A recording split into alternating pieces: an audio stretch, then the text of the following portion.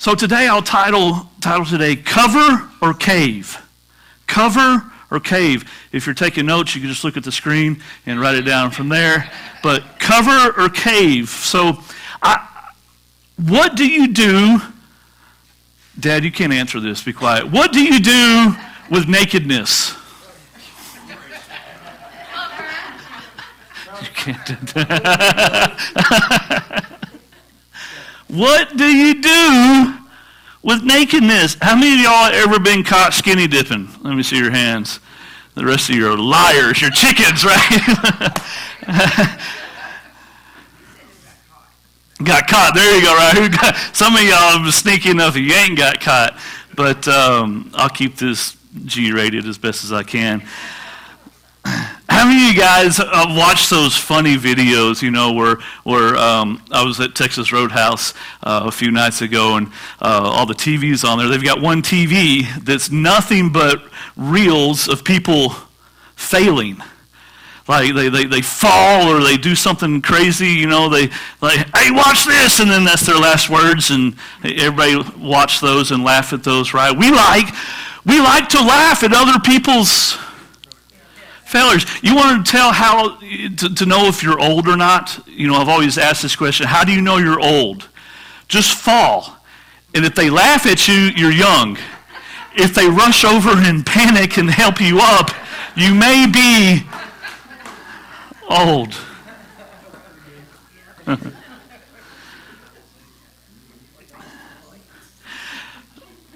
Number one today, when you leave Sodom, but Sodom doesn't leave you. Will you turn to Genesis 19 as you're turning there? When you leave Sodom, but Sodom just doesn't quite leave you.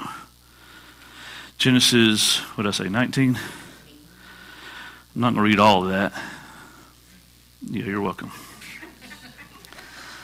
Just give you a little refresher. How many of you guys remember Sodom and Gomorrah? Right? Sodom and Gomorrah was destroyed. It's where Lot lived. Lot was Abraham's. Yeah, all right. So that's where Lot was hanging out. And Lot, as you'll read in 2 Peter, was viewed as a righteous man. He was just in a really, really horrible. Okay, you guys see all the sexual immorality going on today. That's nothing new. It's just televised or internetized or however it's streamed everywhere. People are a lot more. Sodom and Gomorrah was you think about evil sexuality, immorality, it was happening there. And it was normal. Everybody was doing it. Everybody was in. And you could read about that. It's pretty, I would say it's pretty R-rated, the first part. But scroll down to verse 30. Lot had 2 daughters, and after Lot left Zoar because he was afraid of the people there, he went to live in a cave in the mountains with his 2 daughters. Let me back up a minute. Can I just tell you the depravity, some of which was going on there? Lot was offering his daughters. Are you understanding the level? Worse. Earlier they said, let the men come out so we could have our way with them too. Okay, animals, whatever. Anything. It was not how God intended sex to be, right? You all know God intended sex to be amazing. And it is amazing. Even if you do it wrong, it's amazing, right? All right.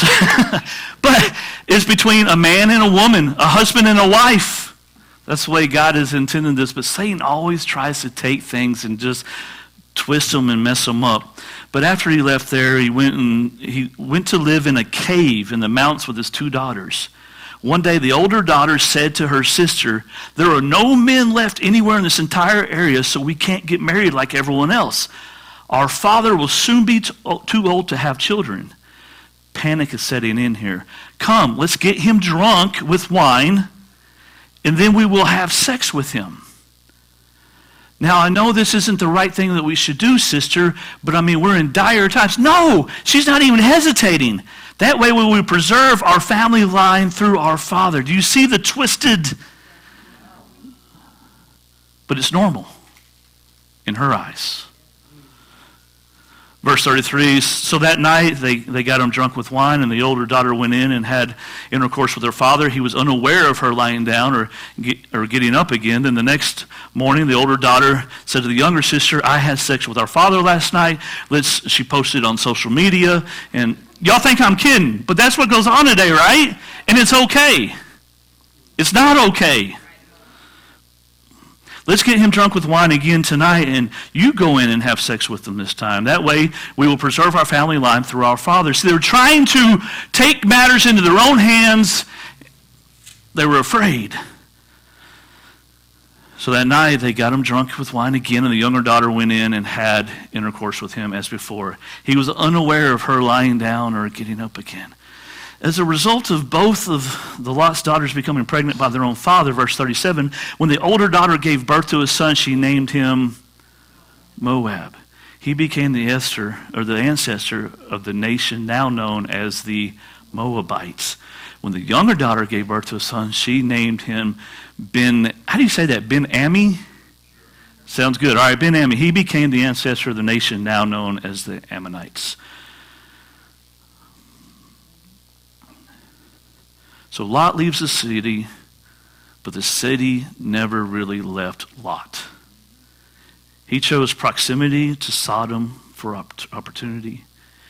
He set in the gates. He offered his daughters to the mob earlier in the chapter. Even through Scripture, or even though later Scripture, I mentioned in 2 Peter 2:7, he's called righteous. Doesn't mean that he was unscarred, though. See, deliverance is instant. Transformation is progressive. See, when the children of Israel, they left Egypt, they were instantly delivered, but they were not transformed yet. So you can leave Egypt in a day, but Egypt leaves you over years, over time. And that's not a bad thing. Like, that's not like your fault in a way, okay? That's not like, don't look down. You've been trained and brought up a certain way, just like Lot's daughters have been trained and brought up in the wrong environment.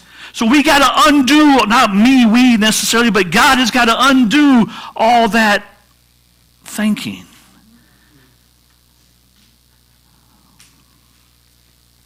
And in the cave, though,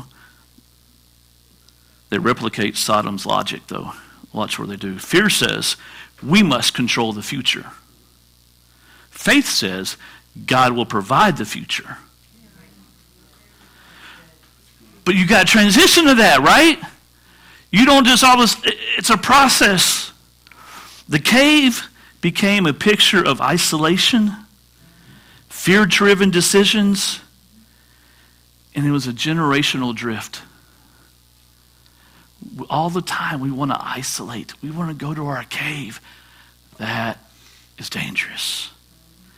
If you don't renew your mind, you'll rebuild Sodom in a cave. If you don't renew your mind. And it's a choice that you have to make to allow God to renew your mind. Because we still have the key. We still decide as we open and close the door what we let in, who we let in. Some of us got to slam the door to some of these things. So number 2, here's a different response to nakedness. Let's go to Genesis 9. Genesis chapter 9. Genesis chapter 9, verse 20.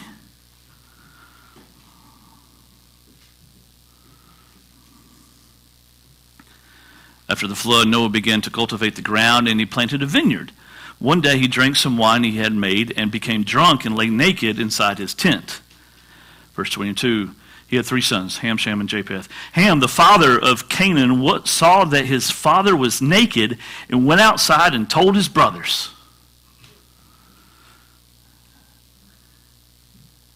He made them famous on TikTok. He blasted him all over social media. He told all of his family, all of his co-workers, and posted billboards. And okay, I'm exaggerating a little bit, but you see what I'm saying. Verse 23, then Shem and Japheth took a robe. held it over their shoulders, and back to the tent to cover their father. As they did this, they looked the other way so they would not see him naked. When Noah woke up from his stupor, he learned what Ham, his youngest son, had done. Then he cursed Canaan, the son of Ham. May Canaan be cursed. May he be the lowest of servants to his relatives. Then Noah said, may the Lord, the God of Shem, be blessed, and may Canaan be his servant. May God expand the territory of Japheth. May Japheth share the prosperity of Shem, and may Canaan be his servant. Two completely different ways to handle someone else's failure. Noah gets drunk, he gets exposed, one son Ham. He sees it, talks about it, spreads it. Why? Validation. Insecurity. If I can make you feel less, I somehow feel like I could be more. Or maybe if I could share your embarrassments and shame, then somehow mine seem equalized. Does that make sense? But see, God is a God of restoration. God is a God to build you up, not tear you down. When you talk about something or someone, whether it's true or not, doesn't give you the right to share it. Oh, let's pray for Sister Sue. She was out having an affair last night, and her daughters were with her, and they were all drunk, and we need to really pray for her. Come on, somebody. What are you doing? You ain't praying. You like to have the knowledge. You like to be able to make the post first. You're like the stupid news. You want to be the first one to release it as if you're special or something. You're going to win an award. Look at what they did. It's arrogance. It's this pride. But two sons, Shem and Japheth, they walked backwards, refused to look, and covered their father. He knows he's naked. He don't need your help to point it out. They know they made a mistake. They know they are down in the ditch.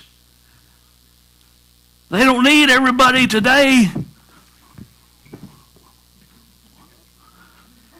Everybody with their phones out, gathered around, set together in a hold of the wagon and pick it up out of the ditch. We need some guys to get down in the ditch and pick them up, to get some blankets and cover and help them out. Instead of post it and talk about it, just wait. One day you're going to be in the ditch too, and it's going to be blasted everywhere. We don't do that here, though.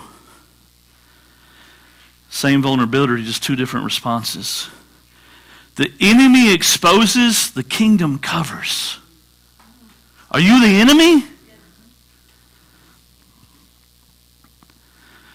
So what covering actually means? Covering is covenant language. God covered Adam and Eve. Sacrifices covered sin. And then Jesus became our covering. Covering does not mean we ignore sin. I mean, they're in the ditch. Things got broke. They got to be fixed. They got to be restored, not embarrassed. We don't share shame, we share stories. We share stories. We share stories of how we made it out of the ditch.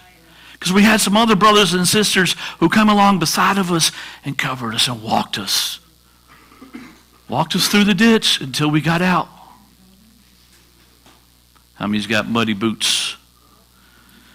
If you got clean boots, why? They need to be muddy, as if you're special and you can't get muddy. People need you. Get down in the ditch. Now, there's some balance to that. There's some people that don't want to get down in the ditch. That's fine. But when they're ready, I'm going to get down there with them. I'm going to walk with them. Covering does not mean ignoring sin or enabling abuse, okay? Or pretending wrong is right. I can't pretend that the things that went on at Sodom are right. They're not right. It means protecting dignity, guarding honor, and restoring instead of exploiting. Think about what you're about to say, post, talk about. Is it going to build this person up or tear them down? You could get someone to come walk with you without explaining everything. I've got close enough friends and everyone in here that I could call upon and say, hey man, I need you to come with me to help me with something. And you would say, okay, I ain't got to give you all the details. We're just going to go help somebody. You don't need to know. You're going to get there. You're going to see, well, I'll grab this side of the wagon. You grab, you know what I mean? You don't need to know how they all got in there. I don't need to put that out there. If they share it with you, fine. But I'm not, are you following me? Protecting dignity, guarding honor. When you're dating someone, what kind of light are you putting them in by the things that you do, whether you do anything at all? Protect their honor. What things are you saying about your family? Are you protecting their honor? The things you say about the church family, are you protecting their honor? Because I promise you, I'm going to make mistakes just like you, and I'm going to protect you. Now, if I do something illegal, you need to send me to jail. I got to pay for. There's some things that you got to pay for, right? We don't weaponize weaknesses. We don't weaponize weaknesses. Satan tries, because that's all he brings up to you all the time. And I sure don't need you guys pointing it out at me either. But I'm thankful that you guys are a body who rallies around each other and supports each other. Right? But God, through your weakness, come on somebody, he's going to use it to help someone else get out of the ditch. We ain't going to weaponize it. Number 3, cave culture versus covenant culture. Lot's cave produced Moab, Ammon, long-term enemies of Israel. But even there, though, God still redeems. This is interesting. Remember the book of Ruth? Remember Ruth? She was a Moabite. Ruth became grandmother of David. All right, and then David's lineage leads to, Isn't that hopeful though? Even if you were like the daughters of Lot, there's still a path towards restoration.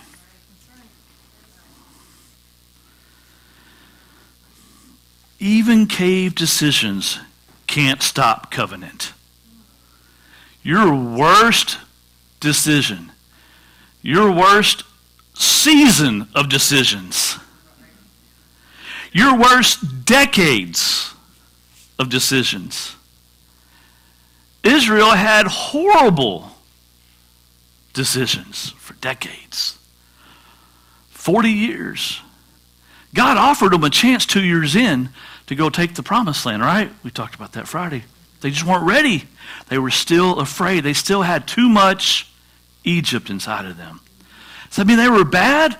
No, they came out of 400 years of a generational curse that was handed down, passed down over and over and over. You ever meet somebody that's just so... They didn't get there overnight.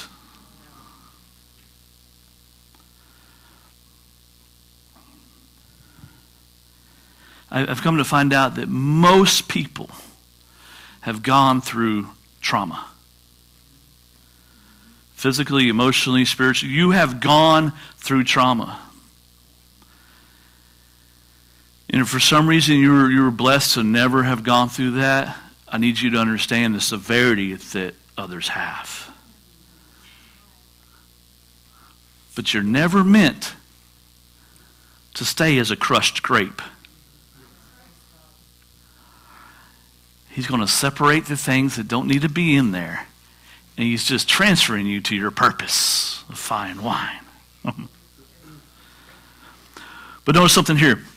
Lot's house multiplied dysfunction quite well, right? Noah's house multiplied blessing. You see the two difference?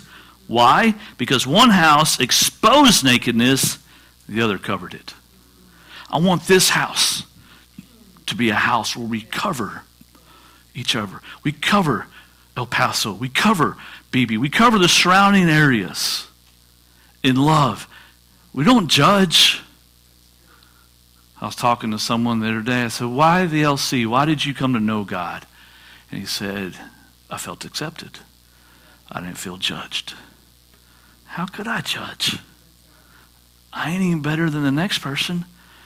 I've just been transformed. Being transformed. Okay, yeah, all that. I don't know that I'll ever be done. I told my wife the other day, I said, look, it's been 25 years. I mean, what more, how much better am I going to be in another 25? I don't know, right? I mean, I think like this is probably about as good as she's got me, right? Who's been married more than 20? Oh, more than 20, yeah. I mean, who's been married more than 30? Any 30? 40s? 40? Almost there?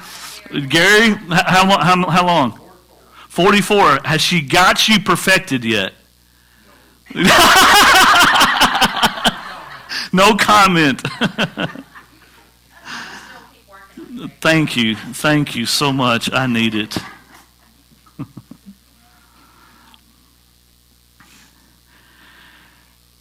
Here's the generational drift, though. This ties directly to what I was talking about with Egypt and the wilderness and then taking dominion. Y'all remember that? If you don't remember it, go back, watch. It's on YouTube. But Egypt was full of shame, survival.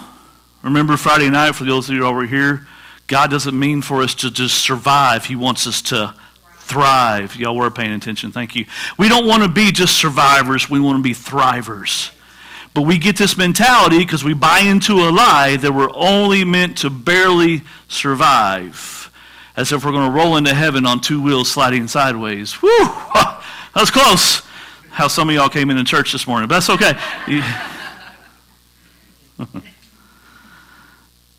But Egypt was full of Sodom and all that. Was full of shame, survival, control. If you meet a really controlling person, there's a reason they're super controlling. Yeah? Because things got really out of control before, and they got really hurt.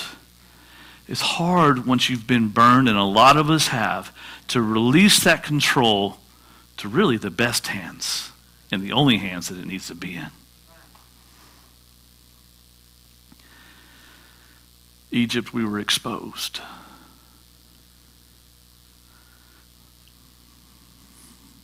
But in the wilderness, God rewrites your identity. No longer slaves, but we're headed to the promised land. We done crossed the Red Sea, and we are moving. Sometimes it takes us 4 years, 34 years, 84 years. God does not have a clock on you. Do you understand that? I rehab some houses, and sometimes they take a month, sometimes they take 6 months. Some of them just need a little extra. Let's be honest. Some of us are a little more hard-headed. But do you know why they didn't go in 2 years when he first showed them? Because they were afraid. But see, if God had slid them in right then, they weren't ready. They weren't ready to listen to him when he would say something supernatural that didn't make sense logically. I want you to go obey me and walk around some walls of Jericho. And don't you say a word until the last time you're going to shout. What, God? I don't know. I want you to go attack these giants. And I don't know, God. See, they weren't set up yet mentally. And so enjoy this process.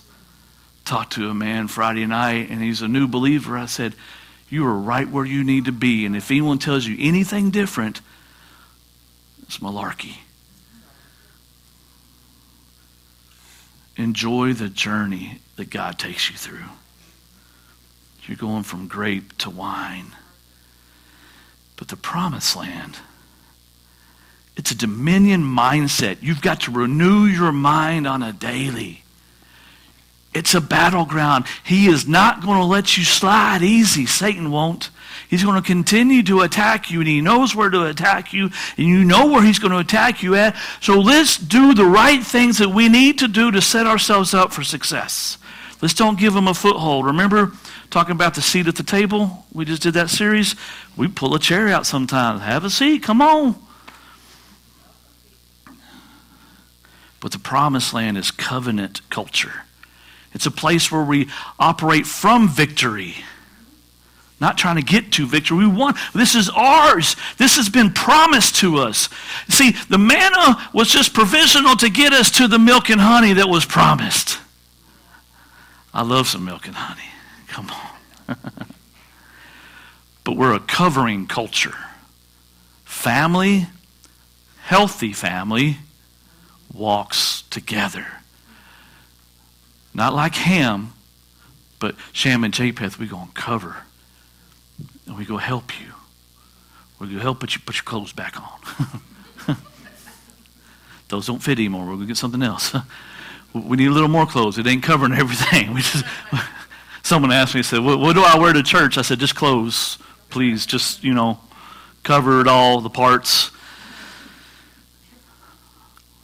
I asked my sister the other day, I said, hey, where's the rest of your daughter's clothes? We're missing parts. Who's got teenagers? Bless them, Lord. We never acted that way, did we? Y'all never wore clothes underneath the clothes so you could go out and then once mom and dad weren't there, take off the... No, y'all never did that. Sneaky little suckers. But we're a covering culture. You can't take dominion while you're enjoying exposure. You can't take dominion while you're enjoying exposure. One more time. You can't take dominion while you're enjoying exposure. There's just some things you got to cut off. You got to do what others won't so you could do what others can't. Number 4, what this means for us today, real practical here. So, in every church family, someone will fall and fail, right? Someone will stumble. Someone will get exposed. Please don't be the one to expose them. Get in there with them. So will you be Ham? Or will you be Shem and Japheth? Ham's spirit was that of gossip, screenshots, group text, spiritual superiority. How many of y'all got side group text? You got the main group, and then you got the other small group where you talk about everybody in the group. Yeah.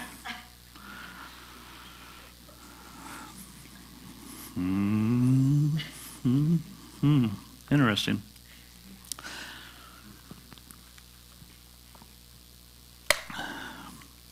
Shem and Japheth, though, the spirit there is to protect. I want to protect. At all cost. Live in harmony with each other. I want to restore because I was restored. How would I want to be treated in this situation? What do I do with this truth? If this truth was about me, whether it's true or not, do I want it publicized? You got to guard the house. Remember, y'all got your houses clean. You've been delivered. God is transforming you, and He's putting the right things into you. The Holy Spirit is filling that house. He's equipping you. You got to guard that house. It is not invulnerable anymore. But the more space that's occupied in there, the less space there is to take up. Let me say it plainly. If this is all the God you're getting, is this hour, you're leaving yourself very vulnerable. Me and Dennis were talking about this the other day. He said, man, I enjoy what you've been, I've been learning, I've been studying. He said, but you know where I get the most out of it? I go back home and I dive into what you said, and it just comes even more alive to me. Yes, that's what you got to do. You can't just come get a little appetizer here, because I'm not the steak and potatoes. I may look like it, but I ain't the steak and potatoes. You got to go home, and you got to know what I'm saying is true. Because people are going to try to trick you and confuse you, and Satan's going to get in your ear. We had a group of people one time that was taking everything that I had and going home and studying it. They just had a different intention. They were trying to prove me wrong, but they couldn't. Because I'm just standing on the Word. You got to go home. You got to learn. You got to know what you know and why you know it. Not tonight, not all at once, but start the journey. It's okay to clap. Thanks, Dennis. Appreciate that. I got to teach y'all again. Okay. That's what Waylon does every time he does something good. My little grandson, he's like, I'm like, yes, that was good. And he's like, Papa, you ain't clapping. I guess I'll just start clapping for you guys. You got to guard the house, but you got to honor even when you're disappointed. Does it break your heart when they fail? You ain't mad at them. But it should grieve you. Like, you should feel compassionate towards them, right? Understanding. Because you've been down that road. You understand what it's like. Honor them. We are a covering house, not a cave house.